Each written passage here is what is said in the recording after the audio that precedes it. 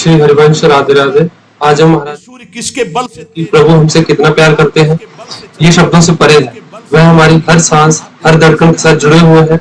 जब हम दुखी एक होते तरफ से हैं तो झटका सबसे पहले वही हमारे पास होते हैं, चकनाचूर हो और जाता जब हम प्रसन्न होते हैं तो वही हमारे हृदय में अनंत बनकर झलकते हैं। महाराज कह रहे उनका सूर्य प्रेम अनंत, हमारे निष्कलंक और निश्चल है, उसकी शक्ति जिसे समझना ही भक्ति का प्रथम पद है। अगर जीवन को मंगल में सार्थक बनाना है तो एकमात्र भगवान की शरण है। और अगर कुछ भी और करोगे तो अपने को बर्बाद करोगे, सिर्फ बर्बाद करोगे, सिर्फ विनाश करोगे अपना, और कुछ मंगल नहीं कर सकते। भगवान का आश्रय ले लो, वो बहुत करुणामय है। ये जो पुरुष चारों वर्ण या चारों आश्रम में है, यदि भजन नहीं करते तो इस बात का दंड मिलेगा कि मानव देह तुम्हें मिला है भगवत प्राप्ति के लिए। देखो, बोले भला पिता अपना बालक का अहित चाहता है? हां, चाहता है। एक पिता के पुत्र ने किसी नाबालिग का बलात्कार करके उसको मार डाला। उससे वो समाचार वाला पूछता है कि आप अपने ऐसे पुत्र के लिए क्या बोलेंगे? तो बोले यही बोलूंगा कि जल्दी से गिरफ्तार किया जाए और उसको फांसी की सजा दी जाए।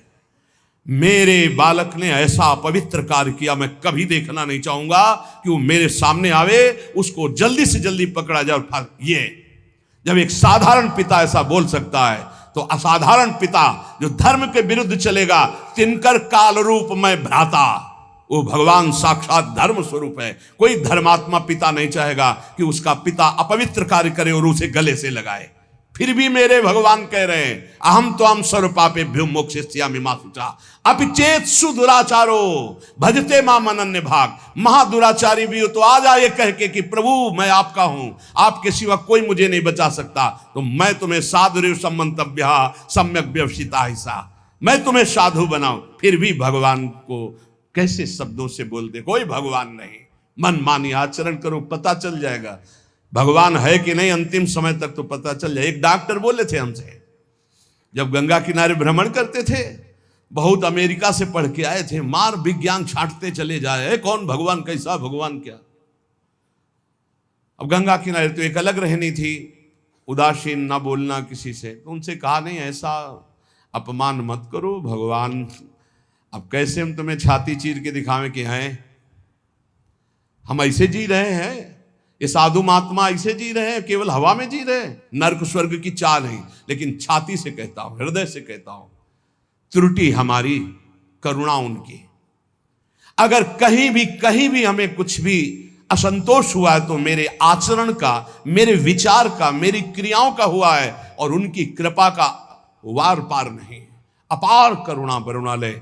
और मिलना, तुम बहुत दूर हो हमसे, तुम दूर हो, लेकिन मेरे प्रिया प्रीतम मेरे से दूर नहीं।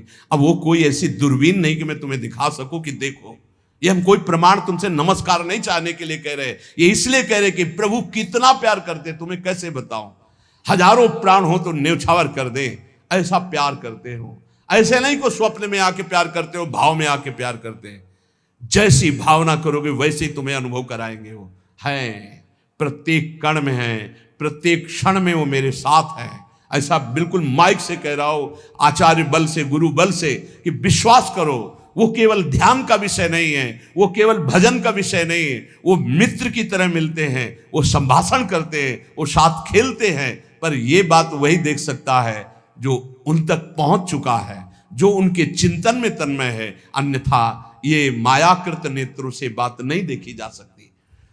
इसलिए उसका पतन निश्चित है जो मनुष्य शरीर पाकर के भजन नहीं करता है। भगवान ने केवल भजन के लिए दिया है।